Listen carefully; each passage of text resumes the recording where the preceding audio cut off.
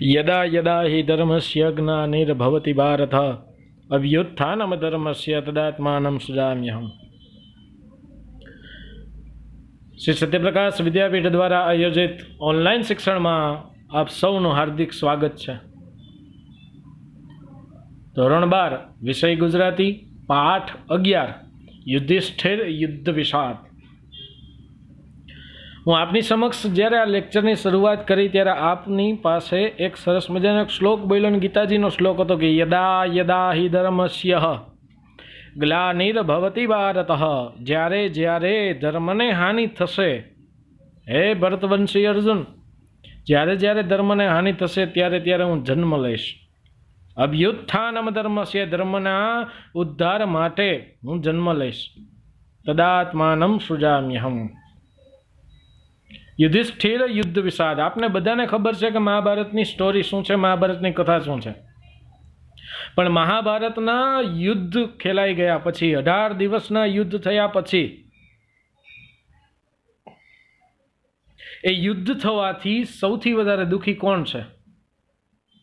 તો એક જ પાત્ર છે જેનું નામ છે યુધિષ્ઠિર। યુધિષ્ઠિરને યુદ્ધનું વિષાદ છે। વિષાદ છે એટલે કે દુઃખ છે।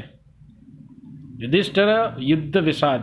ઉમાશંકર જોશીએ આખી મહાભારત પોતે તત્વદર્શન, તત્વની રીતે એટલે કે વેદાંતની રીતે, વેદાંતની ભાષામાં, તત્વજ્ઞાનની ભાષામાં આખી મહાભારત ઉમાશંકર જોશીએ લખેલી છે।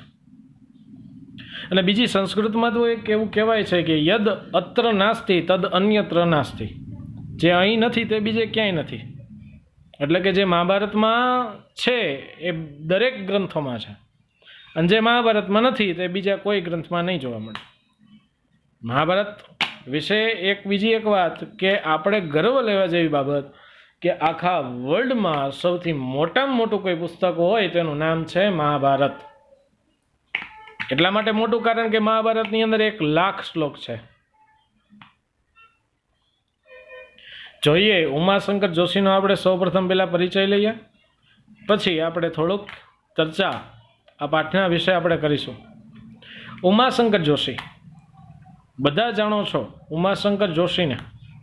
21/7/1911 અવસાન 19/12/1988। કવિવર ઉમાશંકર જેઠાલાલ જોશીનો જન્મ અરવલ્લી જિલ્લાના બામણા ગામમાં થયો હતો। કયા ગામે? અરવલ્લી જિલ્લાના બામણા ગામે। કવિતા, વિવેચન, સંશોધન, એકાંકી, નવલિકા, નિબંધ, પ્રવાસ, નવલકથા, ચરિત્ર અનુવાદ તેમજ સંપાદન ક્ષેત્રે એમનું પ્રદાન નોંધપાત્ર રહ્યું છે। ઉત્તમ કવિ છે, ન ભૂતો ન ભવિષ્ય દેવી। ભૂતકાળમાં આવો કવિ થઈ ગયો તો ભવિષ્યમાં કોઈ દિવસ ન થાય એવો વ્યક્તિ છે। જો આ વ્યક્તિએ તો વિવેચન કર્યું છે। વિવેચન એટલે કે દરેક વિષય ઉપર, દરેક ટોપિક ઉપર પોતાના વિચારો રજૂ કર્યા છે। સંશોધન ગ્રંથો લખ્યા છે। એક્ઝામ્પલ તરીકે મહાભારત ઉપર પોતાના વિચારો કરી અને પોતે સંશોધન કર્યું છે। એકાંકીઓ નાના નાના ટૂંકા નાટકો લખ્યા છે। નવલિકાઓ ટૂંકી વાર્તાઓ લખી છે। નિબંધો લખ્યા છે। પ્રવાસ નિબંધો લખ્યા છે। પ્રવાસ લેખો લખ્યા છે। નવલકથાઓ લખી છે મોટી। ચરિત્ર નિબંધ લખેલા છે। અનુવાદ કરેલું છે ઇંગ્લિશનું સંસ્કૃતમાં કે ઇંગ્લિશનું ગુજરાતીનું અનુવાદ એ વ્યક્તિએ કરેલું છે। તેમજ સંપાદન ક્ષેત્રે એમનું પ્રદાન નોંધપાત્ર રહ્યું છે। સંપાદન એટલે શું? તો કે કોઈ પુસ્તક બનાવવું, તો એ પુસ્તક બનાવવાની ક્રિયાને સંપાદન કર્યું કહેવાય। વિશ્વશાંતિ, ગંગોત્રી, નિષેધ, પ્રાચીના, આતિથ્ય, વસંત વર્ષા, મહાપ્રસ્થાન, અભિજ્ઞા, ધારાવસ્ત્ર, સપ્તપદી એમના કાવ્ય સંગ્રહ છે। બાળકો, તમારા માટે એક મહત્વની વાત કે તમારે 3 જ કાવ્ય ઉમાશંકર જોશીના યાદ રાખવાના છે। તમારે ખાસ ઉમાશંકર જોશીના માત્ર ને માત્ર 3 જ કાવ્ય યાદ રાખવાના છે। 3 કાવ્ય કયા? તો કે પહેલા 3 જ કયા? વિશ્વશાંતિ, ગંગોત્રી અને નિષેધ। વિશ્વ શાંતિના કવિ તરીકે ઉમાશંકર જોશી જાણીતા છે। યાદ રાખવાનું છે, લખી લેજો। વાસુકી ઉપનામ છે એમનું। શું ઉપનામ છે? વાસુકી। ઉમાશંકર જોશીનું બાળકો શું ઉપનામ છે? વાસુકી। વિશ્વ શાંતિના કવિ તરીકે કોણ જાણીતું છે? શું જવાબ આવશે બાળકો? ઉમાશંકર જોશી। શું કામ વિશ્વ શાંતિના કવિ તરીકે તેઓ જાણીતા છે? કારણ કે ઉમાશંકર જોશીનો જન્મ અને મૃત્યુ આ બે સમયગાળાની વચ્ચે બે વિશ્વયુદ્ધ ખેલાઈ ગયા, બે વિશ્વયુદ્ધ થઈ ગયા. આ બે સમયગાળાની વચ્ચે બે વિશ્વયુદ્ધ થઈ ગયા. 1911માં એમનો જન્મ છે ને પછી વિશ્વયુદ્ધ થયું 1914માં, અને 1988માં તેમનું મૃત્યુ છે. એ પહેલાં પણ બીજું વિશ્વયુદ્ધ થયું. ક્યાં? તે કે ભારત આઝાદ થયું એ પહેલાં 1942. એટલા માટે વિશ્વમાં શાંતિ સ્થપાય એટલા માટે ઉમાશંકર જોશીએ પોતાની કવિતાઓમાં શાંતિ રાખવા માટે, વસુદેવ કુટુંબકમની ભાવના રાખવા માટે પોતાની કૃતિઓ તેમને લખી છે. એટલે એમની 3 કૃતિઓ ખાસ ખાસ ખાસ યાદ રાખવાની: વિશ્વ શાંતિ, ગંગોત્રી અને ત્રીજી નિશીથ. નિશીથ માટે ઉમાશંકર જોશીને જ્ઞાનપીઠ એવોર્ડ મળેલો છે. બીજી એક ઉમાશંકર જોશી વિશે વાત કરીએ, આમ ધારીએ ને જોઈએ ને તો આખો લેક્ચર ઉમાશંકર જોશી વિશે જ વયો જાય, એવા મહાન કવિ છે. આપણા ગુજરાતના કુલ અત્યાર સુધીમાં 4 જ એવા કવિઓ છે કે જેમને જ્ઞાનપીઠ એવોર્ડ મળેલો છે. દર વર્ષે જ્ઞાનપીઠ એવોર્ડ આપવામાં આવે છે. સાહિત્યનો સર્વોચ્ચ એવોર્ડ હોય તો એ જ્ઞાનપીઠ પુરસ્કાર છે. જૈન સાહુ પરિવાર દ્વારા દિલ્હી દ્વારા આપવામાં આવે છે.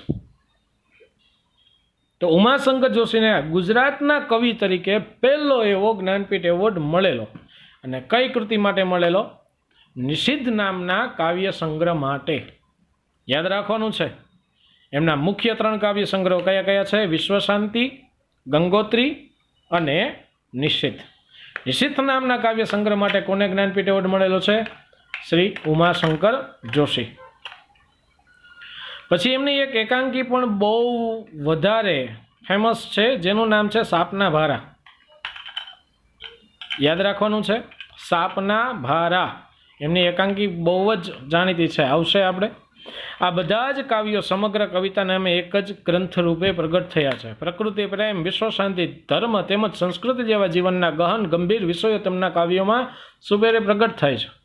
વિષય વૈવિધ્ય સાથે વિષય નિરૂપણની વિવિધ મુદ્રાઓ એમાં અંકિત છે. જીવન અને જગતને પામવાની એમાં મથામણ છે. પુરાણોમાં ગુજરાત તેમનો સંશોધન ગ્રંથ છે. અખો એક અધ્યયન, શૈલી અને સ્વરૂપ, સંવેદન, કવિની સાધના, શ્રી અને સૌરભ, કવિની શ્રદ્ધા એમના વિવેચન ગ્રંથો છે. શ્રાવણી મેળો તેમજ વિસામો તેમના નવલિકા ગ્રંથો છે. ગોષ્ઠી તેમજ ઉઘાડી બારી એમના હળવા ગંભીર નિબંધોના સંગ્રહો છે. આંદામાનમાં ટહુકિયા મોર, યુરોપ યાત્રા, ચીનના 54 દિવસ અને યાત્રી તેમના પ્રવાસ પુસ્તકો છે. સાપના બારા તથા હવેલી એકાંકીના સંગ્રહો છે. હૃદયમાં પડેલી છબીઓના 2 ભાગ, ઈસામાઓ શિદા અને અન્ય તેમના ચરિત્રાત્મક લેખોના સંગ્રહો છે. 3 વસ્તુ યાદ રાખવાની, 4 વસ્તુ યાદ રાખવાની. 3 કાવ્ય સંગ્રહો, વિશ્વ શાંતિ, ગંગોત્રી અને નિષિદ્ધ, અને એક એકાંકી યાદ રાખવાની, જે એકાંકીનું નામ છે સાપના ભારા. કોને લખી છે સાપના ભારા? પેપરમાં 1 માર્કમાં તમને માગ્યા મુજબ પ્રશ્નના ઉત્તર આપો, એમાં તમને આ પ્રશ્ન પૂછાઈ જાય. સાપના ભારા એકાંકી કોની છે? ઉમાશંકર જોશી. વિશ્વ શાંતિ, ગંગોત્રી અને નિષિદ્ધ નામના કાવ્ય સંગ્રહો કયા કવિએ લખી છે, જેનું નામ શું આવશે? ઉમાશંકર જોશી. હજી એક વાત નોટ કરી લેજો, ચોપડીમાં લખી લેજો અથવા તો તમારા ચોપડામાં લખી લેજો. વાસુકી ઉપનામ યાદ રાખજો. વાસુકી ઉપનામ કયા કવિનું છે? શું જવાબ આવશે? ઉમાશંકર જોશી. હજી એક પ્રશ્ન, યુધિષ્ઠિર યુદ્ધ વિષાદ કૃતિનો સાહિત્ય પ્રકાર શું છે? એકાંકી. પાછો એક પ્રશ્ન, યુધિષ્ઠિર યુદ્ધ વિષાદ કૃતિના લેખકનું નામ જણાવો. શું જવાબ આવશે? ઉમાશંકર જોશી. આટલા પ્રશ્ન તમને પેપરમાં માગ્યા મુજબ પ્રશ્નના ઉત્તર આપો, એમાં તમને પૂછાઈ શકે, તો યાદ રાખવાનું જ છે. તેમને રણજીતરામ સુવર્ણચંદ્રક એનાયત થયો હતો. કન્નડ કવિ પુટ્ટપ્પા સાથે સંયુક્ત રૂપે, જો આવ્યું ને, કન્નડ કવિ પુટ્ટપ્પા સાથે સંયુક્ત રૂપે તેમના નિષિદ્ધ કાવ્ય સંગ્રહને ભારતીય જ્ઞાનપીઠ એવોર્ડ પ્રાપ્ત થયો હતો. કવિની શ્રદ્ધા વિવેચન ગ્રંથને દિલ્હી સાહિત્ય અકાદમીનો એવોર્ડ પ્રાપ્ત થયો હતો. ગુજરાત યુનિવર્સિટી તેમજ વિશ્વ ભારતી જેવા સંસ્થાઓના કુલપતિ પદે તેમણે સેવાઓ આપી હતી. ગુજરાત યુનિવર્સિટીમાં કાકા સાહેબ કાલેકર કુલપતિ હતા ને એ પછી કાકા સાહેબ કાલેલકર કુલપતિ પદે નિવૃત્ત થયા અને સીધા જ ગુજરાત યુનિવર્સિટીમાં કુલપતિ તરીકે કોઈ આવે છે તો એ છે ઉમાશંકર જોશી. એટલે બહુ મહત્વના વિદ્વાન વ્યક્તિત્વ તરીકે ઉમાશંકર જોશી ગુજરાતના જાણીતા છે. કૌરવના મૃત્યુ પછી હવે જોઈએ આ પાઠમાં શું વાત છે. તો કે કૌરવોના મૃત્યુ પછી ઉત્તર ક્રિયા કરી પાંડવો બેઠા હતા ત્યારે યુધિષ્ઠિર અનંત શોક સાગરમાં ડૂબેલા હોય છે. શોક સાગર, શોક એટલે દુઃખ, દુઃખથી ભરેલા દરિયામાં ડૂબી જાય છે. એટલું બધું દુઃખ લાગે છે કે ઓહો, મેં તો મારા સગા કાકાના દીકરાઓને મારી નાખ્યા, મેં મારા ગુરુને પણ ન છોડ્યા, મારા કારણે જ આ યુદ્ધ થયું. નારદજી અને વ્યાસ સાથેના સંવાદમાં યુધિષ્ઠિર કહે છે કે સત્તા માટે કૂતરાની માફક અમે લડી મળ્યા. કૌરવોમાં રહેલી વેરવૃત્તિને નિર્મૂળ કરવાને બદલે એમનો સંહાર કરી બેઠા. યુધિષ્ઠિર છે ને એ પોઝિટિવ વિચારે છે,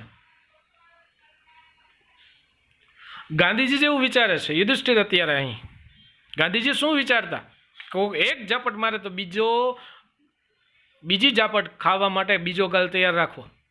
અહીંયા યુધિષ્ઠિર એવું કહે છે કે સામેવાળો ગમે એવો નિષ્ઠુર વ્યક્તિ હોય તેની સામે નિષ્ઠુર નહીં બનવાનું, પણ એ નિષ્ઠુર વ્યક્તિને સજ્જન બનાવવા માટેના પ્રયત્ન કરવા. એવા વિચારો યુધિષ્ઠિરને હવે આવે છે જ્યારે આખો યુદ્ધ ખેલાઈ ગયા પછી. આવા ઘોર વિષાદમાં ડૂબેલા યુધિષ્ઠિરને પાંડવો, દ્રૌપદી, કૃષ્ણ, વ્યાસ વગેરે સમજાવે છે. પરંતુ યુધિષ્ઠિરને દુર્યોધનની અભિમાન વૃત્તિ અને દુશાસનની નિર્લજ્જતા, નિર્દયતા સામે લડવાને બદલે એમના શરીર સાથે લડી બેઠાનો વર્ષો છે. કે દુર્યોધનની અભિમાન વૃત્તિ સાથે આપણે લડવાનું હતું, દુશાસનની નિર્લજ્જતા સામે આપણે લડવાનું હતું. આ બધાને આપણે સુધારવાના પ્રયત્ન કરવાના. ઉલટાનું તો આપણે તો એમના શરીર સાથે લડી મેળ્યા, ઉલટાનું આપણે તો એમની સાથે લડ્યા. આથી શોકાતુર સજ્જનોની ચીસ એમને સંભળાતી હોય એવું માને છે. આવા યુદ્ધ વિષાદમાં ડૂબેલા યુધિષ્ઠિરને બહાર લાવવા સર્વે બધા સમજાવે છે કે તમે હવે દુઃખ કરવાનું છોડી દો, શોકમાંથી બહાર આવો, ભૂલી જાઓ બધું. હવે જે દુનિયા છે, હવે જે જિંદગી છે, જિંદગીને તમે માણો. પણ નહીં, યુધિષ્ઠિર એવું કહે છે કે મારે આ બધું મૂકીને જતું રહેવું છે. આપણે તો સબના પગથિયા કરીને આ રાજગાદી પ્રાપ્ત કરી છે, રાજ સિંહાસન ઉપર આ બધા સબોના પગ ઉપર, સબો ઉપર આપણે ચડીને આ બધાના મળદાઓના પગથિયા કરીને મને આ રાજલક્ષ્મી મેળી છે, આ સિંહાસન મેળ્યું છે. કોઈ પણ કાળે મારે આ સિંહાસન નથી જોઈતું. હું જંગલમાં ફરીશ અને મેં જે પાપ કર્યું છે આ પાપનું પ્રાયશ્ચિત કરીશ. વૃક્ષોને પૂછીશ કે આ જગતમાં શાંતિ સ્થાપવા માટેની કોઈ દવા છે કે નહીં. ખળખળ વહેતા ઝરણામાં હું મારા પાપોને ધોઈશ. ભીખ માગીને હું જીવન ગુજારીશ, લોકોની સેવા કરીશ અને છેલ્લે પર્વતોની ઉપરથી મારું શરીરનો હું ત્યાગ કરી દઈશ. આવા વિચારો, આવી નેગેટિવિટી યુધિષ્ઠિરને આવે છે. પણ હકીકતમાં અહીંયા યુધિષ્ઠિરની સજ્જનતા એ જોવા મળે છે.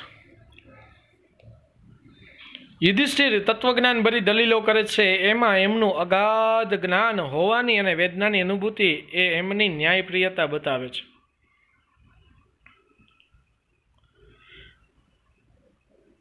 જોઈએ પાઠની અંદર બધા યુધિષ્ઠિર એટલા દુઃખી છે કે એને સમજાવવા માટે બધા પ્રયત્ન કરે છે. નારદ, વેદવ્યાસ, નારદ મુનિ છે, વેદવ્યાસ છે, ચારે પાંડવો છે, દ્રૌપદી છે, સ્વયં શ્રી કૃષ્ણ પણ મનાવવા પ્રયત્ન કરે છે કે હવે જે થયું છે એ જવા દો, હવે જે આગળની દુનિયા છે, હવે આગળની જે જિંદગી છે, જિંદગી જીવવાનું શરૂ કરો. નારદ, કેમ કુંતી પુત્ર, શત્રુઓનો સંહાર કરી હવે તો તમે નિશ્ચિંત બન્યા ને, હવે તો તમારી ચિંતાઓ દૂર થઈ ને, કારણ કે તમે તો હવે શત્રુઓનો સંહાર કર્યો છે. મોઢા પર નિઃશૂન્યતાની રેખાઓ સાથે ઊંચું જાય આશ્ચર્યથી. નિઃશૂન્યતા એટલે શું? કોઈ પણ વાત કરે અને મોઢામાં, મુખમાં થોડીક પણ અસર ન થાય તો એ રેખાને નિઃશૂન્યતાની રેખા કહેવાય. નિઃશૂન્યતાની રેખાઓ સાથે ઊંચી જાય આશ્ચર્યથી. કોણ શત્રુઓ? મુનિવર, હે મુનિશ્રી, કોણ એ શત્રુઓ? કોણ હતા એ મારા? કોણ શત્રુઓ? નારદ હસ્યા વિના, કેમ, ક્યાં શત્રુ? કૌરવો વળી, કેમ બીજા ક્યાં શત્રુઓ? જે કૌરવો છે એ યુધિષ્ઠિર એ જ નિઃશૂન્યતાથી યુધિષ્ઠિર મોઢા પર એક પણ કરચલી પલટાવ્યા વિના મારી હાંસી કરો છો કે શું ગુરુદેવ? કૌરવો તો મારા ભાઈઓ હતા. શું તમે મારી મજાક કરો છો? કૌરવો તો મારા ભાઈઓ જ હતા.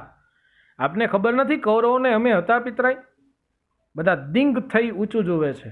દિંગ થઈને એટલે કે બધા આશ્ચર્યથી યુધિષ્ઠિર સમક્ષ બધા નજર ફેરવે છે. દ્રૌપદી અને ભીમની દ્રષ્ટિ એક થતાં બંને આડું જોઈ સ્મિત કરે છે. દ્રૌપદી અને ભીમ આડું જોઈ અને સ્મિત કરે છે, હાસ્ય કરે છે. નારદ સંયમપૂર્વક ટીખળ ખાડીને, ટીખળ એટલે મજાકને દૂર કરીને, હા એટલું હું ન જાણું, મને તો ખબર હતી કે તમારા કાકાના દીકરા છે ને તમે એની સાથે યુદ્ધ કર્યું, હું શું એટલું ન જાણું? વ્યાસ વાતને પૂરી કરવા માટે ક્રિયા કરતી વખતે ભાઈ ખરા. જો કૌરવોનો એક વંશ પણ નહોતો વધ્યો. કૌરવોની પાછળ વિધિ કરી, કોને કરી? તો કે પાંડવોએ કરેલી ક્રિયા. અને એ વિધિ કરાવવાવાળું કોણ હતું? તો કે વ્યાસ મુનિ હતા. ક્રિયા કરતી વખતે ભાઈ ખરા. હા, તમે જે ક્રિયા કરી, વિધિ કરી એમની પાછળ, ત્યારે તમારા ભાઈ સાચા, પણ સમ્રાંગણમાં તો શત્રુ હતા ને. એ કૌરવો સમ્રાંગણમાં યુદ્ધ મેદાનમાં તમારા તો શત્રુ હતા ને.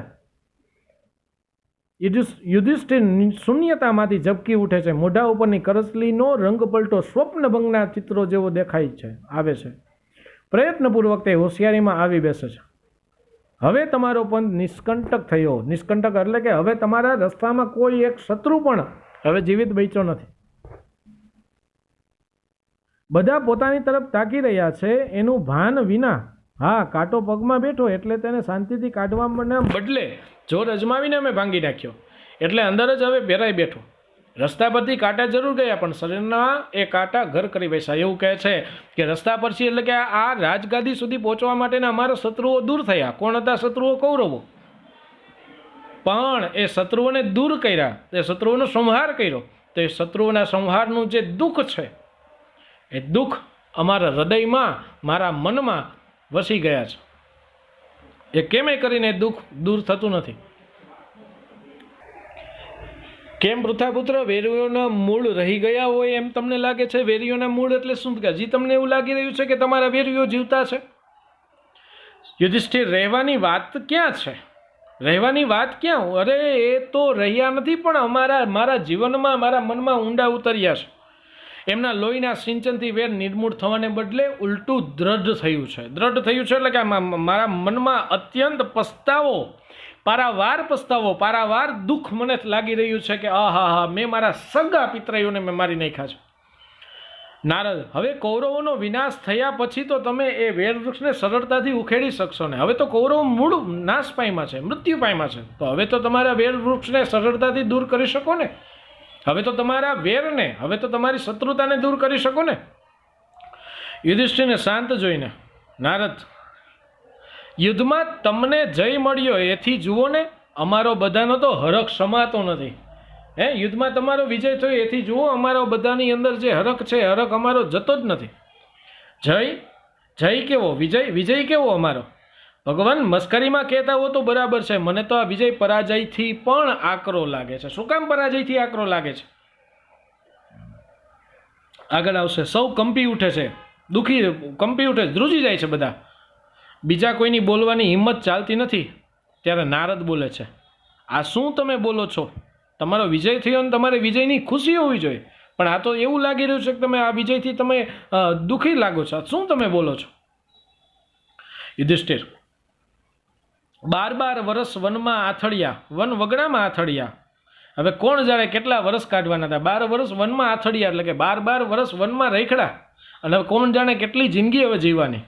છેવટે ભીખ માગીને ગુજારો કરત, પણ પોતે જ પોતાના હાડમાંસ ખેંચી કાઢવાની ઘેલછા એટલે કે ઈચ્છા ન કરી હોત તો કેવું સારું. પોતે જ પોતાના એટલે કે પોતાના જ હાડમાંસ એટલે કે પોતાઓના ને મૃત્યુ પમાડીને એને મારવાની ઈચ્છા ન કરી હોત તો કેટલું સારું હોત. આ રાજલક્ષ્મી ન મળી હોત તો કાંઈ નહીં, આખી જિંદગી ભીખ માગીને જીવન જીવત. દ્રોણ, પિતામહ, ધૃષ્ટદ્યુમ્ન ગયા, દ્રૌપદીના 5 પુત્રો ગયા, અને કર્ણ એને સુત પુત્ર કહેતા આ જીભ કપાઈ કેમ ન પડી? અમારા મોટા ભાઈના પણ અમે ન રહ્યા. યુધિષ્ઠિર કહે છે કે અમે અમારા મોટા ભાઈના પણ ન રહ્યા. કોણ? કર્ણ. કેટલાકનું લોહી રેડ્યું, લોહીના રંગથી રંગેલી રાજલક્ષ્મી જોઈ મને કંપારી આવે છે, મને ધ્રુજારી આવે છે, મને દુઃખ થાય છે કે આ રાજલક્ષ્મી કોઈ કામની નથી, કારણ કે મેં મારા જ સંબંધીઓના, મારા જ સગાઓના, મારા જ સગાઓના લોહી વહાવી અને આ રાજલક્ષ્મી પ્રાપ્ત કરી છે. એટલા માટે એને એ રાજલક્ષ્મી જરા પણ વાલી નથી, જરા પણ ગમતી નથી. નારદ: અરે રાજલક્ષ્મીને તો તમે રાતની સંખ્યા કર, તમે તો આ રાજલક્ષ્મી મેળવવા માટે, તમે તો આ રાજ સિંહાસન પ્રાપ્ત કરવા માટે રાત દિવસ તમે ઈચ્છા કરીશું, અને આજે આ શું બોલો છો? વનમાં, રણમાં, મહેલમાં બધે તમે તેના જ સપના સેવતા, બધે તમે રાજલક્ષ્મીને જ ભોગવવા માટે તમે જીવન જીવતા. અરે ભૂલ થઈ ગઈ, હું કહું છું 1000 વાર ભૂલ થઈ. માંસને માટે કૂતરા જેમ લડવાડ એટલે કે ઝઘડે એમ અમે લડી મર્યા. તો નારદજી ટોનમાં એટલે કે ગુસ્સામાં કહે છે, હલો કટાક્ષમાં કહે છે, તો લડિયા વગર તે કાંઈ આકાશમાંથી તમારા માટે રાજપાટ ઉતરી આવવાનું હતું? રાજપાટ મેળવવા માટે તો લડવું પડે, તો એના વગર ચાલત. આજે આ ભીષણ હત્યાકાંડ પછીની સમૃદ્ધિ કરતાં વનની વિટંબણાઓ લાખ રીતે સારી છે. જો આ યાદ રાખજો, આ સેન્ટેન્સ આખું યાદ રાખવાનું છે. પેપરમાં તમારે યુધિષ્ઠિરના યુદ્ધ વિષાદમાં તમારે લખવાનું છે કે રાજલક્ષ્મી કરતાં વનની વિટંબણા એટલે કે દુઃખ લાખ રીતે, લાખ દરજ્જે સારી હતી. નારદ: તમે તમારી દ્રષ્ટિએ વિચાર કરો છો કે નાના ભાઈઓને ધ્યાનમાં લો છો ખરા? યુધિષ્ઠિર: એમણે મારે માટે ઘણું કર્યું છે. અને નાના ભાઈઓ એટલે કોણ? તો કે ભીમ, અર્જુન, સહદેવ, નકુળ. કે એમણે મારા માટે ઘણું કર્યું છે, મારા કારણે એમને સહ્યું છે, સહન કર્યું છે. એમને રાજ ભાવતું હોય તો ભલે, એમને રાજકારભાર જોતું હોય, ગમતું હોય તો ભલે. આ રહ્યું રાજ્ય, ખાઈ પીને મજા કરે. હું તો એમને કહું છું કે ઉઠ ધનંજય, અર્જુન તું ઊભો થા. આ બધાને છોડીને જીવન ગાડી કલેવર છોડીએ, આ બધાને છોડીને આપણે આપણું જીવન જીવીએ અને આપણા કલેવર એટલે કે આપણા શરીરનો ત્યાગ કરીએ. અર્જુન: જોઈ લ્યો આ અનુપમ કાયરતા, જુઓ કેવી કાયરતા છે. આવી કાયરતા કોઈનામાં ન જોવા મળે. અર્જુન કહે છે, ભૂત ભાવિમાં આનો જોટો નહીં મળે, ભૂત ભવિષ્યમાં આવી કાયરતા કોઈ નહીં દેખાડી હોય. યુધિષ્ઠિરને કહે છે, અલૌકિક પરાક્રમ કરીને મેળવેલી આબાદીને તમે આમ ઠોકોરે મારો, એ મારાથી સહ્યું નથી જતું મોટા ભાઈ. અલૌકિક પરાક્રમ, અલૌકિક પરાક્રમ, આવું સારું પરાક્રમ આપણે કર્યું, અને એ પરાક્રમ કરીને આપણે જે રાજલક્ષ્મી પ્રાપ્ત કરી, અને પછી તમે આવી વાત કરો એ મારાથી સહન નથી થતું.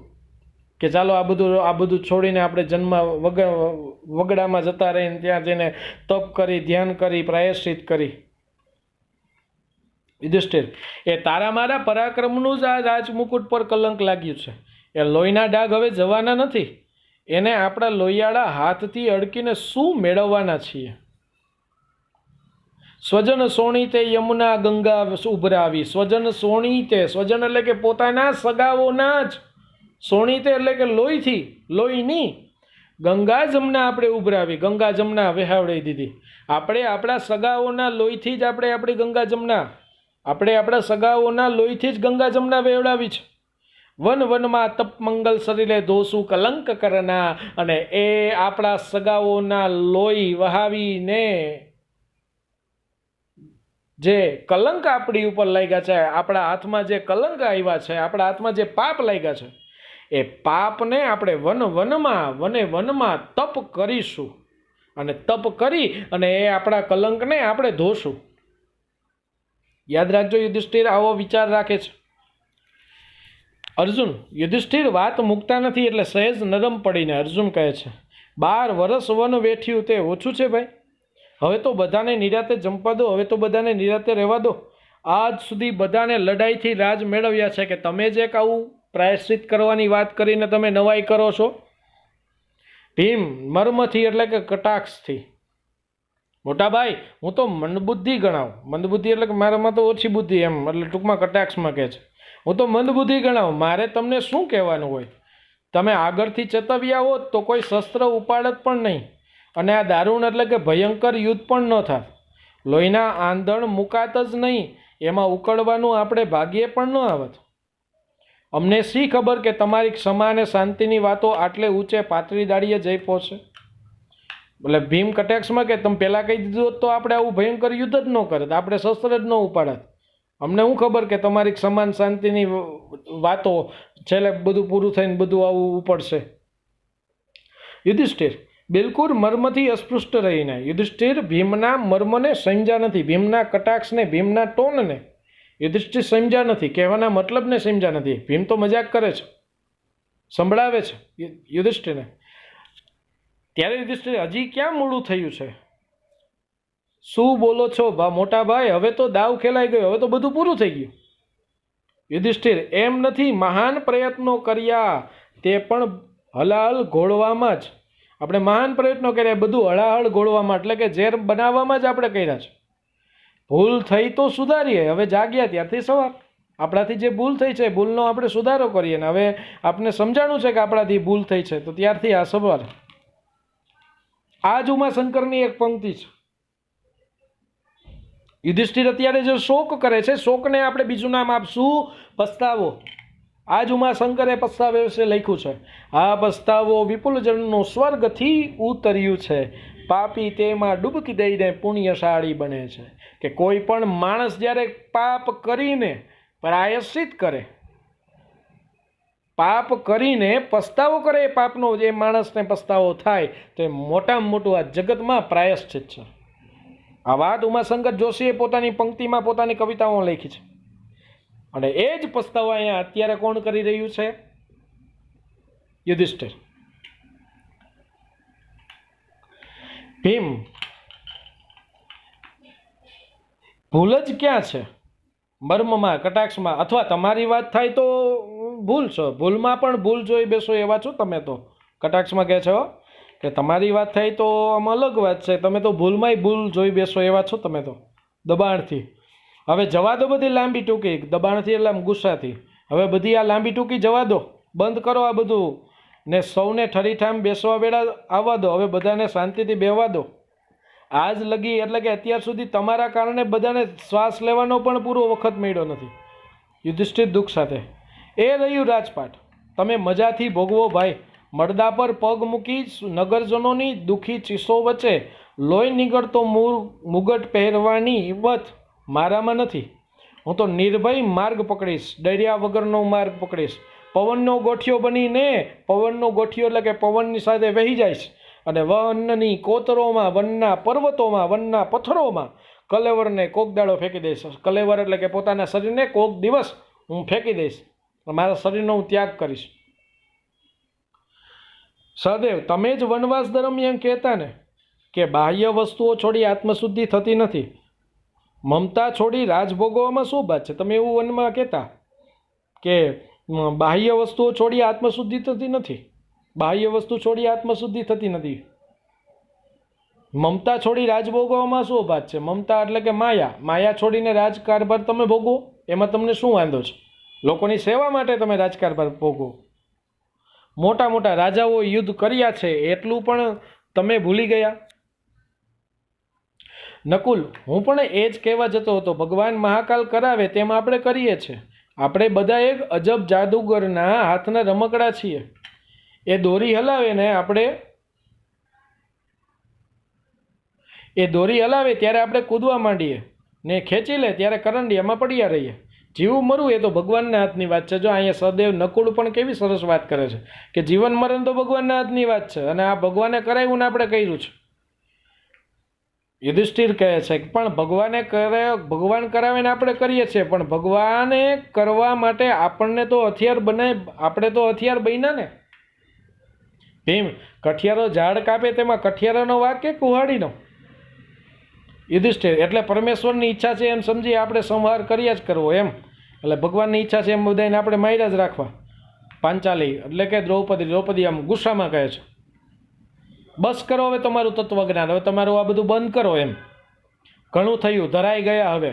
એની એ જુગ જૂની ક્ષમા ને શાંતિની વાતો. એ દહાડે ભરી સભામાં તમારા દેખતા મને ચોટલો પકડીને દુશાસન ખેંચી લાવ્યો. એ તો ભગવાને લાજ રાખી, તો ભગવાને મારી ઇજ્જત રાખી, નહીં તો મને નવસ્ત્રી કરત. કોણ કરત? દુશાસન. એને આપવું હતું અમરપદ, સમાપદ એને થોડું અપાય, એને તો અમરપદ આપવું જોઈએ, એને તો મૃત્યુ જ આપવું જોઈએ. કારણ કે ભરી સભામાં સ્ત્રીનું જ્યાં સન્માન ન થઈ શકે એને તો મૃત્યુ જ અપાય, એને ક્ષમાપદ ન અપાય. દ્રૌપદીનું ગમે તે થાવો ને દુર્યોધને ભીષ્મ દ્રોણની હાજરીમાં તમારી સન્મુખ સાથળ ખોલી મારું અપમાન કર્યું. ભીષ્મ અને દ્રોણની સામે. ભીષ્મ અને દ્રોણ બે વડીલ કહેવાય. ધૃતરાષ્ટ્રો હતા પણ એ દેખતા નહોતા. અને દુર્યોધને કીધું હતું કે સાથળ ખોલીને કીધું હતું કે આવ તું મારી સાથળ ઉપર બેસ, તું મારું ખોલી મારું અપમાન કર્યું. મોડી વેલી પણ ત્યાં ભીમની ગદા શું નહોતી પડવી જોઈતી? યુધિષ્ઠિર, ના પાંચાલી, કઠણ કાળજું કરીને કહું છું, 100 વાર ના, ઓછું ના લાવશો, એટલે કે દુઃખ ન લગાડતા. તમારું અપમાન મને પણ સળગાવી દેતું હતું. આપણી ગદાએ દુર્યોધનની સાથળના ટુકડા કર્યા કે દુશાસનના શરીરનો વિનાશ કર્યો, પણ એથી શું વળ્યું? એનાથી શું મળ્યું? શરીર પડ્યા, શરીર મૃત્યુ પામ્યા. દુર્યોધન અને દુશાસન આપણી વચ્ચેથી દૂર થયા એટલે કે મૃત્યુ પામ્યા. આપણે એમને દૂર કર્યા, પણ જ્યાં જશે ત્યાં એ જ અભિમાન અને એ જ ક્રૂરતા બમણા વેગથી કામ કરશે. આપણે લડવું હતું દુર્યોધનની અભિમાનની વૃત્તિ સાથે, દુર્યોધનના અભિમાન સાથે આપણે લડવાનું હતું, દુશાસનની નિર્લજ નિર્દયતા સામે. અને આપણે લડી બેઠા તેમના શરીર સાથે. આપણે ખોટું કર્યું, આપણે સંહાર કરવાની જરૂર નહોતી, પણ એની અંદર જે દુર્ગુણ છે એ દુર્ગુણને દૂર કરવા માટેના આપણે પ્રયત્ન કરવાના હતા. પાંચાલી, સ્ત્રીનો કોઈ ચોટલો પકડે તો તે પિતામહ હોય કે પરમેશ્વર પોતે હોય તો પણ તેની સાથે યુદ્ધ કરવું. તેવું શાસ્ત્રનું વચન સંભાળી આપું, એવું તમને યાદ અપાવું કે કોઈ સ્ત્રીનો ચોટલો પકડે તો એ પિતામહ હોય કે પરમેશ્વર હોય, એની સામે યુદ્ધ કરવું જ. ને શાસ્ત્રનું વચન ન હોય તોય શું? આ તો પાપી હતા, હાથમાં ગદા હોય, ગાંડી હોય તો પણ બધું સહન કર્યા કરું અને ક્ષમા ક્ષમા ગણગણ્યા કરું. યુધિષ્ઠિર, દ્રૌપદી, તમને તમારી જ વીતી નજર આગળ આવે છે, તમને તમારું દુઃખ જ તમને નજર સમક્ષ લાગે છે. અત્યારે હજારો સ્ત્રીઓ પોતાના વાલા પુત્ર, ભાઈ, પતિના મૃત્યુથી રડતી હશે. એમની ચીસો ન સાંભળી શકવા જેટલા તમારા કાન બુઠા ન હોય તો જરી ધ્યાન આપો. અરે આખા આકાશમાં દસે દિશામાં એ જ ઘોર આક્રંદનો અવાજ આવે છે. લાગણીના ભાર નીચેથી ઉછળીને પાંચાલી, તું આંસુમાં સમજી જ નથી. તારી આંખોમાંથી નિરંતર આગ જ વરસ્યા કરે છે. યુધિષ્ઠિર દ્રૌપદીને કે તમને તમારું જ દુઃખ તને નજર આવે છે, તમને તમારું જ દુઃખ નજર આવે છે. દ્રૌપદી, આજે કેટલી માતાઓ, કેટલી બહેનો, કેટલી સ્ત્રીઓ પોતાના પતિના મૃત્યુથી રડતી હશે અને ચીસો પાડતી હશે, કેટલું આક્રંદ કરતી હશે. જો મહાભારતનું ભયંકરમાં ભયંકર યુદ્ધ થયું હતું, કેટલી સ્ત્રીઓ કેટલી મૃત્યુ પામી, કે કેટલી સ્ત્રીઓએ પોતાના પતિની પાછળ આક્રંદ કર્યો હશે. શું એ તને નથી સંભળાતું? પાંચાલી, તું આંસુમાં સમજી જ નથી. તારી આંખોમાંથી નિરંતર આગ જ વરસ્યા કરે છે, એટલે કે તારી આંખમાંથી નિરંતર ગુસ્સો જ નીકળે છે. આખો સંસાર રોમ રોમ પ્રજરી રહ્યો છે. તારી આંખમાં અમીના બે આંસુ હોય તો આપ એને, ને એની બળતી ઝાડ દે ઠાર. તારી આંખમાં બે આંસુ હોય તો તું એને આપ, અને તારી બળતી ઝાડને ઠાર, એટલે કે તારી અંદર રહેલા ગુસ્સાને તું ઠાર. દેવી મહાકાલી. પાંચાલી, સંસારને બાળી રહેલો દાવાનળ પાપીઓનું લોહી છાંટવાથી જ બુજાય છે, એમ હું તો સ્પષ્ટ જોઉં છું. આજે લોકોને ત્રાહી ત્રાહી પોકાર આવનારા કેટલાય પાપીઓ ચાલ્યા ગયા છે ને પ્રજાને આજે શાંતિ મળી છે. ભૂલો છો, એમનું લોહી રેડીને તો આપણે ઉલટું બળતામાં ઘી ઉમ્યું છે. દુનિયામાં મારામારી મટે એ માટે આપણે મારામારી કરી છે. દુનિયામાં હિંસા ઘટે એટલા માટે આપણે મારામારી હિંસા કરી છે. અશાંતિ ફેરવવા જતાં આપણને સ્મશાન શાંતિ મળી છે. અશાંતિ દૂર કરવા માટે આપણને અત્યારે અશાંતિને નાશ કરવા જતાં, અશાંતિ આપણા જીવનની અશાંતિને દૂર કરવા માટે આપણને અત્યારે સ્મશાન શાંતિ મળી છે. પહેલાં પીડિતોની ચીસો આપણા અંતર ચીરી જ નાખતી હતી, તો હવે શોકની રડારો આપણા કાનમાં ના પડદા ફાડી નાખવા તૈયાર છે. ન બોલું એમ મનમાં ઘણુંય થાય છે, પણ બોલ્યા વિના રહેવાતું નથી. આપણે બેસી રહ્યા હોત ને દુશ્મનોને ફાવે તેમ કરવા દીધું હોત તો ઠીક શાંતિ જળવાત. કેમ? આપણે બેઠા રહ્યા હોત અને દુશ્મનોને જે કરવું હોય તેમ કરવા દીધું હોત તો શું શાંતિ થાત? શું શાંતિની સ્થાપના થાત? યુધિષ્ઠિર, ચોક્કસ બે પહાડ વિના કદી પ્રતિધ્વનિ સંભળાતો નથી. પાપનો પણ બે પક્ષ વગર પડઘો પડતો જ નથી. આપણાથી કંઈ નહીં તો બેસી રહેવાનું બન્યું હોત તો એ બસ હતું. ઊભા થઈ આપણે સામે માથું ઊંચું કર્યું કે પાપ આપણી સામે અથડાયું અને પડઘાની પરંપરા ચાલુ થઈ, ને એ અવાજોથી આખો સંસાર ગુંગળાઈ રહ્યો છે. ભીમ, પણ થવાનું થઈ ગયું હવે. અરે વાહ, હવે ઘણું બધું છે. હું પણ એ જ કહું છું કે તે હવે જ છે. 12 વર્ષ વનમાં ભમ્યા ને કેટલાય વિતકો, કેટલી મુશ્કેલીઓ પછી આ રાજ્ય આપણને મળ્યું છે, તો એ રાજ્યને આપણે ભોગવીએ. હવે જ બધું છે. જટાસુર, ચિત્રસેન, કીચક માર્યાના દ્રશ્યો નજર આગળ તરવરિયા કરે છે. જો દુર્યોધનનું સાચું નામ સુયોધન હતું, પણ પાંડવોનું ધનને હરણ કર્યું એટલા માટે એનું નામ સુયોધનમાંથી દુર્યોધન પડ્યું. સુયોધનને માથામાં લાત મારેલી, તેનો દુખાવો હજી તો પગમાંથી ગયો નથી. ગઈકાલ સુધી માથે વિતકના એટલે કે દુઃખના વાદળ ઝઝુમતા રહ્યા છે. ગઈકાલ સુધી આપણી માથે દુઃખ જ હતા. હવે ગઈ ગુજરી ભૂલી જઈને આપણે નિરાતે બેસીએ અને રાજકારભાર ભોગવીએ. ભીમ, તું વરુની ભાષામાં વાત કરે છે. તું વરુની ભાષામાં વાત કરે છે. કોળિયા અન્ન માટે વાઘવરુ કેટલી મારફાડ કરે છે. આપણે પોતાના પેટ માટે આટલું બધું કર્યું. આપણને પેટ તો એક છે ને, એને માટે આવડા મોટા રાજની આપણે શું જરૂર હતી? યુધિષ્ઠિર, જો અત્યાર સુધી બધા એને મનાવવાના પ્રયત્ન કરે છે યુધિષ્ઠિરને, પણ તેમ છતાં પણ યુધિષ્ઠિર એકમાત્ર પોતાની પસ્તાવાની જ વાત કરે છે. યુધિષ્ઠિર હજી આગ્રહ મૂકતા નથી. એક જોઈ સહેજ ઠંડી પડીને દ્રૌપદી બોલે છે, ધર્મરાજા, દ્વૈત વનમાં આશ્વાસન આપતા તે ભૂલી ગયા? જો યુધિષ્ઠિર દ્રૌપદીને વારંવાર વનવાસ દરમિયાન આશ્વાસન આપતા કે દ્રૌપદી, તું મૂંઝાઈશ નહીં, આટલું જે દુઃખ મળ્યું છે, તારું જે અપમાન થયું છે રાજસભામાં, એનું હું બદલું ચોક્કસ લઈશ, અને જે આપણું ગયું છે એ બધું હું પ્રાપ્ત કરીશ. દુર્યોધનને લડાઈમાં મારી ઇન્દ્રપ્રસ્થમાં રાજ કરીશું એવું કહી વનવાસમાં દુઃખ વિસારે પડાવતા તે તમે કે બીજું કંઈ? એ જ હું, મારે જ વાકે બધું થયું છે, એ તો હું ક્યારનોય કહું છું, ને તેથી તો હું એકલો જ વનમાં જવાનો વિચાર કરું છું. નકુલ, ધર્મરાજ, તપસ્વીઓના જીવનમાં પણ કોઈને કોઈ પ્રાણી વિનાશ હોય જ છે. ધર્મરાજ, કોનું નામ છે? યુધિષ્ઠિરનું. નકુલ, અરે બધા પ્રાણી નબળા પ્રાણીઓ ઉપર જીવી ગુજારો કરે છે. હવે જો અર્જુન કહે છે, નોળિયો ઉંદરને મારે છે તો બિલાડી નોળિયાને, ને કૂતરો બિલાડીને તો વરુ કૂતરાને, ને માણસ વળીએ બધાને. એવી આખા જીવનની યોજના છે. તાપસો પણ વધ વિના પ્રાણ ટકાવી ન શકે. તાપસો એટલે તપસ્વીઓ વનમાં જે રહેતા હોય તે.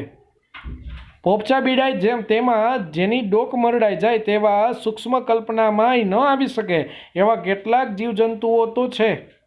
માટે મોટાભાઈ, મારું માનો તો જેવા સર્જાયા તેવા રહેવામાં જ સારું છે. જે કંઈ થયું તે બરાબર જ થયું છે. જો બધા મનાવે છે કે પ્રાણી વિનાશ તો દરેકના જીવનમાં લખાયેલો જ હોય છે. જે કાંઈ થયું છે એ બરાબર જ થયું છે. આવું અર્જુન કહે છે. નકુળે પણ એવું જ કીધું. યુધિષ્ઠિર કહે છે કંટાળીને, એટલે કે આ બધા સમજાવે છે, પોતે કંટાળી જાય છે. કંટાળીને હવે હદ થાય છે. અર્જુન, તું શસ્ત્ર જાલી જાણે, શાસ્ત્રમાં તને શું ખબર પડે? તને શસ્ત્ર પકડવાની ખબર છે, શાસ્ત્રમાં તને શું ખબર પડે? વૃદ્ધોના ચરણ હજી તે સેવ્યા નથી, તે વૃદ્ધોની હજી સેવા કરી નથી. ભાતૃ સ્નેહથી તું બોલે છે, ભાઈના પ્રેમના કારણે તું આ બોલે છે, એટલે મને ગમે છે. ભીમસેન અને તારામાં અઢળક બળ છે, મને ખબર તારામાં અને ભીમમાં અઢળક બળ છે, અઢળક શક્તિ છે, એ હું જાણું છું. પણ તેથી મારી બુદ્ધિમાં શંકા લાવવાનો તમને જરા પણ અધિકાર નથી. તો લોહીના લાલ રંગને કલંક ગણવાને બદલે ઉલટો એના ચળકાટથી મોઈને રાચે છે. આટલું બધું લોહી વહેવાનું, આટલું બધું લોહીનો પ્રવાહ વહેતો થયો આ યુદ્ધમાં, આ ભયંકર યુદ્ધમાં લોહીની ગંગા જમના વહેણી, તો એનાથી તારે દુઃખ થવું જોઈએ, પણ ઉલટાનું તું એનાથી ખુશ થાય છે. બધું ગળી જતા હોય તેમ દુઃખથી. ભલે ભાઈ ભલે, તમે તમારે મજાથી રાજ કરો ને મનની આશાઓ સંતોષો. મારો માર્ગ મોકળો કરશો તો ઉપકાર, જંગલમાં હું ભટકીશ. યુગોથી ઉભેલા વૃક્ષોને પૂછીશ કે જગતમાં શાંતિ સ્થાપવાની કોઈ જડીબુટી છે? વર્ષોથી ઉભેલા વૃક્ષોને હું પૂછીશ પર્વતના હૃદયનું દર્દ વહેતા ઝરણાની સાથે સંસારનું દુઃખ રડીશ અને સંસારનો વડવાનળ બુઝાવવા જતી સરિતાઓને પૂછીશ કે સંસારનો દાવાનળ સમાવવા જેટલું પાણી તેમની પાસે છે કે નહીં. સંન્યાસની આ શેની ધૂન લગાવી છે? વ્યાસજી કહે છે દંડ એ જ ક્ષત્રિયોનો ધર્મ છે, મુંડન નહીં. શા માટે રાજા શોક તમે કરો છો? જેવું બીજાનું થાય છે તેવું મારું થાય છે, ને જેમ મારું થાય છે તેમ બીજાનું થાય છે. એમ સમજે તો બધી વિટંબણાઓ એટલે કે બધી મુશ્કેલીઓ ટળી જાય. યુધિષ્ઠિરને ગળે ડૂમો આવે છે પણ કાંઈ બોલતા નથી. પછી વ્યાસમુનિ કહે છે પણ રાજા ક્ષત્રિય સૈયામાં મરે તો એ તો અધર્મ કહેવાય. એનું મત તો સમરાંગણમાં જ શોભે. તમારા ભાઈઓ ક્ષત્રિય હતા અને સમરાંગણમાં મૃત્યુ પામ્યા. તે મૃત્યુને તેઓ જીવી ગયા. એને પોતાના જીવનને સાર્થક કર્યું. એને પોતાના મૃત્યુને ઉજવી લીધું.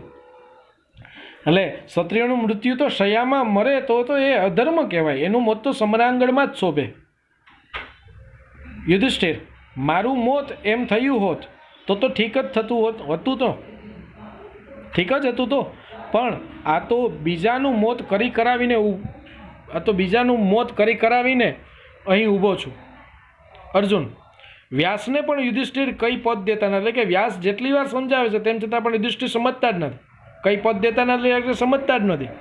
એ જોઈ શ્રી કૃષ્ણને નિમંત્રે છે યુધિવીર તમે મને તો કુરુક્ષેત્રમાં લડાઈને રંગે ચડાવ્યો. તમે યુધિષ્ઠિર અર્જુન પણ આવી જ સ્થિતિ, આવી જ પરિસ્થિતિ જ્યારે યુદ્ધ શરૂ થવાનું હતું, બે પક્ષની સેનાઓ ગોઠવાઈ ગઈ હતી.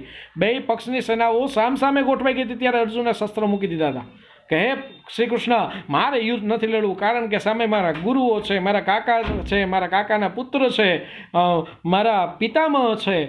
આ બધાને સામે મારે યુદ્ધ નથી લડવું. આ જ સિચ્યુએશન, આ જ પરિસ્થિતિ અર્જુનની થઈ હતી. ત્યારે અર્જુને સમજાવવા માટે શ્રી કૃષ્ણ આખી ગીતાની રચના કરે છે. જો અહીં કહે છે યુધિષ્ઠિર તમે મને તો કુરુક્ષેત્રમાં લડાઈને રંગે ચડાવ્યો, પણ હવે આ કામ વસમું છે, હવે કામ બહુ અઘરું છે. 2-3 ગીતા ગાશો તોય આ સમજે તો સારું. કોણ? યુધિષ્ઠિર. હું જ કૃષ્ણને પૂછું છું કે આવડો મોટો સંગ્રામ થયો પણ એકેય વખત પોતે કેમ શસ્ત્ર પકડ્યું નહીં. હું ખુદ શ્રી કૃષ્ણને પૂછું છું કે આવડું મોટું યુદ્ધ થયું ત્યારે આવડા મોટા યુદ્ધમાં પોતે કેમ એક પણ શસ્ત્ર ન ઉપાડ્યું. શ્રી કૃષ્ણ મારે હાથે ક્યાં ઓછું થયું છે, પણ એ તો ઠીક, પોતે હવે આ વિવાદમાં ખેંચાયા છે એટલે ખસી ગઈ નહીં ચાલે એમ સમજી શ્રી કૃષ્ણ કહે છે ધર્મરાજા તમે જુગારમાં હોશિયાર છો તો આ જરા મોટી બાજી છે તોય શું. જો યુધિષ્ઠિરને સૌથી વધારે શોખ દરેક માણસની કાંઈ ને કાંઈ કે ને કે નેગેટિવ પોઈન્ટ હોય. દરેક માણસનો કાંઈક ને કાંઈક નેગેટિવ પોઈન્ટ હોય. તો અહીંયા યુધિષ્ઠિરનો એક નેગેટિવ પોઈન્ટ છે. આખા મહાભારતમાં યુધિષ્ઠિરનો એક જ નેગેટિવ પોઈન્ટ કે એ જ્યારે પણ જ્યાં જુગાર રમાતો હોય ત્યાં બેસી જ જાય. સૌથી વધારે શોખીન કોઈ હોય જુગાર રમવામાં તો એ યુધિષ્ઠિર હતા. એક વખત 12 વર્ષનો જ્યારે 12 વર્ષનો વનવાસ હતો ને 1 વર્ષનો અજ્ઞાતવાસ આ મળે છે. તો 1 વર્ષના અજ્ઞાતવાસ દરમિયાન એક રાજાના નગરમાં 4 પાંડવો અલગ અલગ વેશ ધારણ કરી અને રહે છે. અર્જુન છે એ કિન્નરનું રૂપ ધારણ કરે છે. પછી યુધિષ્ઠિર છે રાજાનો મંત્રી બને છે. કુંતી છે રાજાની દાસી રાણીની દાસી બને છે. ભીમ છે રસોઈયાનું કામ કરે છે. સદેવ છે એ ગૌશાળાનું કામ કરે છે અને નકુળ છે એ અશ્વશાળા સંભાળે. એક વખત એ રાજા સામે યુધિષ્ઠિર જુગાર રમવા બેઠા હોય છે. એ સમયે તો કાંઈ પત્તાને એવું તો નહોતું, પણ જુગાર હતો તો એ પાસાઓનો જુગાર હતો, ચોપાટ હતી. ત્યારે એ રાજાનો જે શાળો છે એ દ્રૌપદીને બહુ હેરાન કરે ને એ રાજાની શાળાનું નામ આપણે અહીં આવી ગયું છે જેનું નામ છે કીચક. જટાયુ, જટાસુર, ચિત્રસેન અને કીચક. એ કીચક એટલું બધું હેરાન કરે છે દ્રૌપદીને. દ્રૌપદી રડતી રડતી આવે છે અને યુધિષ્ઠિર પાસે યુધિષ્ઠિરને કહે છે કે મને આ બહુ હેરાન કરે છે. યુધિષ્ઠિર જવાબ નથી આવતો. એનું મન તો એમાં જ છે. કેમાં? જુગારમાં. બીજી વખત કહે છે યુધિષ્ઠિર જવાબ નથી દેતા. ત્રીજી વખત જ્યારે કહે છે ત્યારે યુધિષ્ઠિરને ગુસ્સો આવે છે ને યુધિષ્ઠિર હાથમાં રહેલા પાસાઓનો ઘા કરે છે.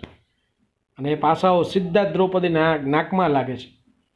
એને પોતાની પત્નીની ઇજ્જત એ સમયે વાલી નથી, એટલી એને પોતાની એ રમત વાલી છે. તો જોઈએ, એટલે જો અહીં શ્રી કૃષ્ણ કહે છે કે ધર્મરાજ તમે જુગારમાં હોશિયાર છો તો આ જરા મોટી બાજી છે તોય શું, સમજી જાઓ, સમજતા વાર કેમ લગાડો છો? આમાં તમારો વાક હતો એટલે જ થયું ને આ બધું, એમ એવું કહે છે યુધિષ્ઠિર. એટલે પાંચાલી તમે બધા એક શતરંજના શોખતા છો. યુધિષ્ઠિર કબૂલ. અને તેથી તો આજે હું શાંતિનો દાવ ખેલવા બેઠો છું. મારું સર્વસ્વ હું હોડમાં મૂકું છું. જોઈએ છીએ શાંતિ જીતે છે કે યુદ્ધમાં. હું મારું બધું જ હોડમાં મૂકું છું, સ્પર્ધામાં મૂકું છું, રમતમાં લગાડી દઉં છું. જોઈએ શાંતિ જીતે કે યુદ્ધ જીતે. હાથે કરી આ બધા ભૂસી નાખવા છે, એટલે કે જે પાપ કર્યા છે પાપોને દૂર કરવા છે. શાંતિનો દાવ જીતું તો મારો જન્મારો જીત્યો. નિર્દય મર્મ પ્રહારથી હોડ બકો એમાં આપણને હવે ગણતા નહીં. હવે તમે હોડ બકો, હવે તમે જ્યારે સ્પર્ધામાં કોઈ વસ્તુ તમે મૂકો તો એમાં મને મૂકતા નહીં. આની પહેલાં દ્રૌપદીને જ્યારે કૌરવો સામે જ્યારે જુગાર રમે છે ત્યારે દ્રૌપદીને પણ હારી જાય છે. એટલે કહે છે નિર્દયતાથી કહે છે કે હવે હોડ બોકો એમાં હોડ બોલો એમાં મને ગણતા નહીં. એકવાર તો ભગવાને લાજ રાખી છે. શ્રી કૃષ્ણ ગંભીર, આ પજવણીનો સમય નથી. યુધિષ્ઠિરને તમે નકામાં ખાંડ ખાઓ છો, મોણ ખાઓ છો. ખાંડ ખાઓ છો એટલે આપણે કોઈ એમ કહે ને કે બહુ વધારે આમ માને ને એટલે એમ કહે ખોટો મોણ ખામાં, એટલે એમ કહે છે તમે નકામાં ખાંડ ખાઓ છો. એક સ્વપ્ન પસાર થઈ ગયું, તમે તેને પકડી રાખવામાં માગો છો. જે ગયા તે પાછા બોલાવવાનો તો શું વિચાર નથી ને? મારું માનો તો કૌરવ મર્યાનો શોખ હવે છોડી દો. યુધિષ્ઠિર અરે કોણ મર્યું છે? આ રહ્યો દુર્યોધન, રાતી આંખે મને જોઈ રહ્યો છે ગુસ્સાથી. મારા એકલા પરનો ક્રોધ જાણે જગત પર ઠાલવવા મતતો હોય ને. રણ મેદાનમાં ભલે એમના પ્રેતો પડ્યા હોય, તે બધા પણ આ મારી આગળ જીવતા જાગતા ફરે છે. અત્યારે મારી નજર સામે બધા દેખાય છે, કોઈ ગયું નથી. મારે તે સૌને ભેટવું છે, મારે બધાને મળવું છે, મિત્રતાથી ભેટવું છે. તેમના હથિયારોને બખ્તર પાછળ માનવ હૃદય ધબકે છે. એ હું સ્પષ્ટ જોઉં છું. આપણા હથિયાર સાથે જ અથડાયા, માસની સાથે જ લડ્યું. મારે હવે હૃદયની લડાઈ આદરવી છે, હૃદય સાથે અથડાવવું છે. 25 દુનિયાઓ વળોટીને કૌરવો ક્યાંક ચાલ્યા જશે તો પણ હું પાછળ જઈશ અને તેમની જ મદદથી હું યુદ્ધ કરીશ. આપણાને પોતાના પાપે આખો સંસાર યુદ્ધથી પીડાયા કરશે. ચાલ એ યુદ્ધને અશાંતિને મહાત કરીએ, હરાવીએ. એટલું જ મારે દુર્યોધનને કહેવાની જરૂર રહેશે. એમ તો એ પણ સમજદાર છે, એમ બોલવા જાય છે પણ દોટ અટકાવી દે છે. શ્રી કૃષ્ણ રોકીને અત્યારે અહીં જ હવે નવવિધાનના બીજ નાખો તો ઘણું છે. નવવિધાન એટલે કે નવી શરૂઆત કરો તો એ તમારા માટે અહીં સારું છે. યુધિષ્ઠિર મહાવિનાશના ખાતરમાં બીજું શું ઉગવાનું હતું? મહાવિનાશ થઈ ગયો, એમાં હવે બીજું શું ઉગે? લોહી પીને ઉછેરેલા છોડ અમૃત ફળ ઓછા આપવાના હોય? લોહી અને આંસુના ઝાપટાથી માનવતાની સંસ્કૃતિનો ફાલ બગડી જશે ઉલટો. શ્રી કૃષ્ણ ધર્મરાજા તમે શાંત થાઓ. ભૂતકાળ બિચારો તમારી આગળ કાપે છે, ડરે છે. ભૂતકાળ દયા કરો. ભવિષ્ય અવનવી આશાઓ સ્મિતપૂર્વક તમારી તરફ જોઈ રહ્યો છે. એને નિરાશ ન કરો તમે ભવિષ્યને. એટલે એવું કહે છે કે તમે ભવિષ્ય તરફ પ્રયાણ કરો, ભવિષ્યનું વિચારો, ભવિષ્યમાં તમારે શું કરવાનું છે એની શરૂઆત કરો. યુધિષ્ઠિર હાય નિરાશા, ઓહો કેવી નિરાશા છે. શ્રી કૃષ્ણ તો સૃષ્ટિક્રમમાં આ યુદ્ધ વૃથા આવ્યું છે? તો આ નકામું સૃષ્ટિક્રમમાં યુદ્ધ આવ્યું છે. પહેલેથી યુદ્ધ તો ચાલુ જ આવ્યું છે. જ્યારે સૃષ્ટિની રચના થઈ ત્યારથી યુદ્ધ આવ્યું છે. એમ બ્રહ્માની પણ ભૂલ થવા સંભવ છે ખરો? તમે એવું કહેવા માંગો છો કે આ યુદ્ધ આવ્યું તો એમાં બ્રહ્માની પણ ભૂલ થઈ છે? યુધિષ્ઠિર ફરીથી માનવતા આવા તાંડવ ન જોવા પામે એ જ આ યુદ્ધનો જગતના વિકાસ ક્રમમાં હેતુ હોઈ શકે. શ્રી કૃષ્ણ જુઓ ને, અત્યારે સુંદર નવું ચણતર અબાધિત રચી શકાય. બધા જાડી ઝાખરા દૂર થયા, એટલે કે તમારા બધા શત્રુઓ દૂર થયા છે. એટલે હવે તમે સારું ચણતર તમે કરી શકો, એટલે કે તમે નવી શરૂઆત તમે કરી શકો. હવેથી તમે યુદ્ધ દૂર જ કરી શકો. યુદ્ધ દ્વારા માનવતાએ પોતાનો કચરો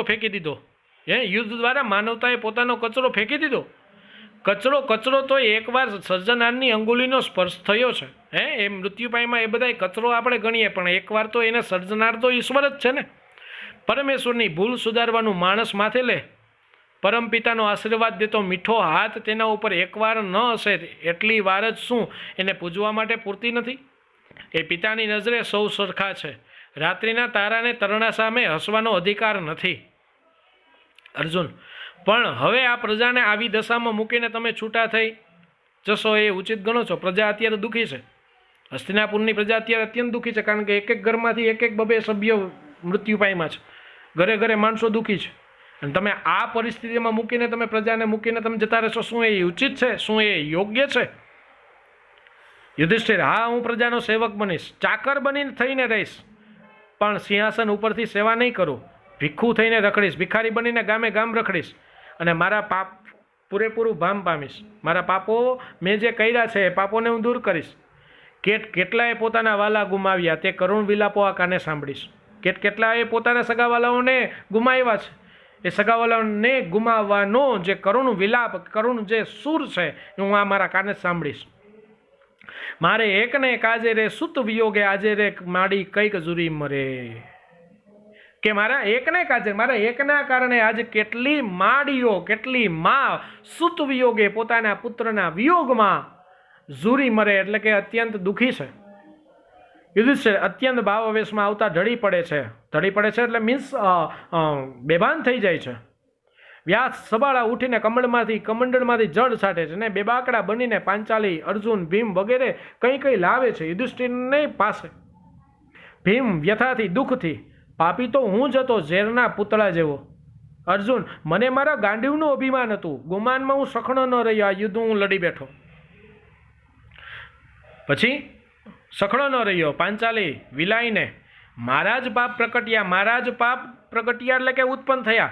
યુદ્ધ માટે તો હું જ કુદમ કુદા કરતી હતી. જો દરેક 5 પાંડવોને સૌથી વધારે વનવાસ દરમિયાન વેર લેવાનું સૌથી વધારે કોઈ કહેતી હતી તો એ પાંચાલી દ્રૌપદી હતી. સદૈવથી માત્ર અરેરાટીનો એક અવાજ જ કરી જવાય છે. નકુલ પૂછે છે કે આ શું છે બધું? આ બધા હું એક આયરા આવું બધું બોલે છે? ભીમ, અર્જુન, પાંચાલી, નકુલ બધું પાંચાલી બધું બોલે છે. ત્યારે શ્રી કૃષ્ણ કહે છે, એક રીતે તો યુધિષ્ઠિરનું કહેવું કે બધું શું છે, તો કે એક અર્થમાં તો યુધિષ્ઠિરનું કહેવું છે, અને વિચારમાં પડી જાય છે. પડદો પડે છે જ્યારે નાટક હોય ને ત્યારે આ સિસ્ટમ હોય. હવે શબ્દ સમજૂતી જોઈએ. સંહાર તો નાશ, ધનંજય તો અર્જુન, શોણિત તો લોહી, હલાહલ ભયંકર ઝેર, દશે દિશાઓ ખૂણાઓ, જમીન તથા આસમાન તરફ, પ્રજળવું તો કે સળગવું, ચિત્રસેન સૈનિક છે, દ્વૈતવન એક પૌરાણિક જંગલ, મહાત કરવું, હરાવવું, સુતપુત્ર, સારથીનો પુત્ર, અહીં કર્ણ, કલેવર, શરીર ખોડિયું, દારૂણ, નિર્દય, કઠોર, ભયાનક, મહાકાલ, મહાદેવ, આક્રંદ, રુદન, વિલાપ, જટાસુર, જટા ધરાવતા અસુર રાજા, કીચક, વિરાટ રાજાનો શાળો. જો મેં તમને કીધું હતું કે 12 વર્ષનો વનવાસ અને 1 વર્ષનો જ્યારે અજ્ઞાતવાસ થાય છે, ત્યારે એ અજ્ઞાતવાસ દરમિયાન વિરાટ રાજાના નગરમાં 5 પાંડવો અને દ્રૌપદી જીવન જીવે છે. સમરાંગણ, યુદ્ધભૂમિ, વૃથા, નકામું, ગાંડીવ, અર્જુનનું ધનુષ્ય, પથ, રસ્તો, માર્ગ, નિષ્કંટક, કાંટા વિનાનું વડવાનલ, સમુદ્રમાં લાગતો અગ્નિ. રેડી? જાગ્યા ત્યારથી સવાર, નવેસરથી પ્રારંભ, ગઈ ગુજરી ભૂલી જવી, ભૂતકાળ ભૂલી જવો. હવે પ્રશ્ન ઝડપથી આપણે સોલ્વ કરીએ. યુધિષ્ઠિરને પોતાનો વિજય શા માટે લાગતો નથી? કારણ કે પોતાના જ પિતરાઈઓને મારીને રાજલક્ષ્મી પ્રાપ્ત કરી એટલા માટે. અંતે યુધિષ્ઠિર બેભાન શા માટે થઈ જાય છે? ક્યારે શા માટે બેભાન થઈ જાય છે અંતે? તો કે જ્યારે છેલ્લે જ્યારે અત્યંત ભાવાવેશમાં આવી અને તે બેભાન થઈ જાય છે. વનની વિટંબણાઓ શાના કરતાં સારી છે? આ લોહીથી રંગેલી રાજલક્ષ્મી કરતાં વનની વિટંબણાઓ 100 દરજ્જે સારી છે, આવું કહે છે. યુધિષ્ઠિર લોયાર વિજયનું પ્રાયશ્ચિત કેવી રીતે કરવા માગે છે? વનમાં રખડી, તપ કરી, ઝરણાઓમાં પોતાના પાપોનું પ્રાયશ્ચિત કરી, વૃક્ષોને પૂછશે ને આવું બધું આવશે અને પોતાના પાપોનું પ્રાયશ્ચિત કરશે. પોતાનું શ્રેષ્ઠ જીવન વનમાં ગાડી યુધિષ્ઠિરને શું કરવું છે? પાપોનું પ્રાયશ્ચિત કરવું. જો ઉપરના પ્રશ્નનો જવાબ આવી ગયો. યુધિષ્ઠિરનો યુદ્ધ વિષાદ નાટકના કથાવસ્તુને તમારા શબ્દમાં લેખો. જેટલી વાર વિષાદ કરે છે યુધિષ્ઠિરનો જે સંવાદ છે એ અહીં આવશે. અર્જુનને કહે છે કે હાલ આ બધું મૂકી દે, આપણે જંગલમાં જતા રહે, જંગલમાં જઈ આપણે પ્રાયશ્ચિત કરીએ, આ બધું આપણા માટે નકાવું છે. પછી આપણે તો દુર્યોધન, દુશાસનની અભિમાન અને નિર્દયતા વૃત્તિ સામે પણ લડવાનું હતું, અને આપણે એમના શરીર સાથે લડી બેઠા, એ આપણા માટે યોગ્ય છે નહીં. આ બધી જ વસ્તુ યુધિષ્ઠિરના યુદ્ધ વિષાદમાં, યુધિષ્ઠિરના યુદ્ધને લગતા દુઃખમાં અહીં આવશે. યુધિષ્ઠિરના મુખે યુદ્ધની ભયાવહતા કેવી રીતે વ્યક્ત થઈ છે? તો કે કેટલી માએ પોતાના પુત્રને ખોયો છે, કેટલી સ્ત્રીઓ પોતાના પતિને ખોયો છે, કેટલી બહેનોએ પોતાના ભાઈઓને ખોયો છે. આજે ઘરે ઘરે રુદન છે, આજે ઘરે ઘરે શોકનું માતમ છે, અને એ બધું જ કારણ, એ બધાનું કારણ એકમાત્ર હું છું. તો આ બધી ભયાવહતા દર્શાઈ છે, એ બધું કહે છે. યુધિષ્ઠિર દિવસે નાટકના અંતની ચર્ચા કરો. છેલ્લે લાસ્ટમાં શું થાય છે કે જ્યારે યુધિષ્ઠિર એવું કહે છે કે આ બધું છોડીને બધું જતું રહેવું છે, જે છેલ્લે લાસ્ટમાં પોતે પ્રાયશ્ચિત કરવાની વાત કરે છે. પ્રાયશ્ચિત કઈ રીતે કરવાની બધી કહે છે. પછી છેલ્લે ભાવાવેશમાં આવીને જ્યારે તે શોકમાં આવી અને બેભાન થઈ જાય છે, ત્યારે ચારે બીજા જે પાંડવો અને દ્રૌપદી છે એ યુધિષ્ઠિરની વાતમાં સપોર્ટ આપે છે કે નહીં, આ વાત સાચી છે. આપણે બધા પોતપોતાની રીતે પોતાની માથે જે આ બધું થયું એ બધું પોતાની માથે લઈ લે છે. જો ભીમ જ કહે છે કે હું ઝેરના પૂતળા જેવો છું, ગાંડીવનું અભિમાન મને એટલે હું હકનો હતો નહીં. પાંચાલી કહેતો હતી કે હું જ યુદ્ધ કરવા માટે હું જ વધારે ખુશ હતી. એટલે આ રીતે પાંચે પાંચ ભાઈઓ, ચારે જે ભાઈઓ છે પોતાની માથે આ બધું પ્રાપ્ત લઈ લે છે. તો બાળકો, આજના લેક્ચર માટે આટલું. થોડોક વધારે લેક્ચર લેવાઈ ગયો, બટ આ પાઠ પૂરો થઈ જવાનો હતો. થોડુંક 1-2 પેજ બાકી રહે એટલા માટે મેં આખો પાઠ પૂરો કર્યો. બાકી ન રહે એટલા માટે આખો પાઠ મેં પૂરો કર્યો છે. બીજું, નેક્સ્ટ લેક્ચરમાં હમણાં થોડા સમયમાં જ તમારી એક્ઝામ ને બધું લેવાશે. તમે ખાસ તૈયારીમાં રહેજો. દરેક સબ્જેક્ટની 30 માર્કની એક્ઝામ લેવાશે. તમે ખાસ તમે તૈયારી કરવામાં રહેજો. કારણ કે એક્ઝામ લેશે, રિઝલ્ટ ઓછું આવશે તો તમારે સીધો વાલીનો સંપર્ક થશે. એટલે દરેક લેક્ચરમાં વ્યવસ્થિત ધ્યાન આપો. સ્વસ્થ રહો, મસ્ત રહો. બધાને જય હિન્દ, જય ભારત.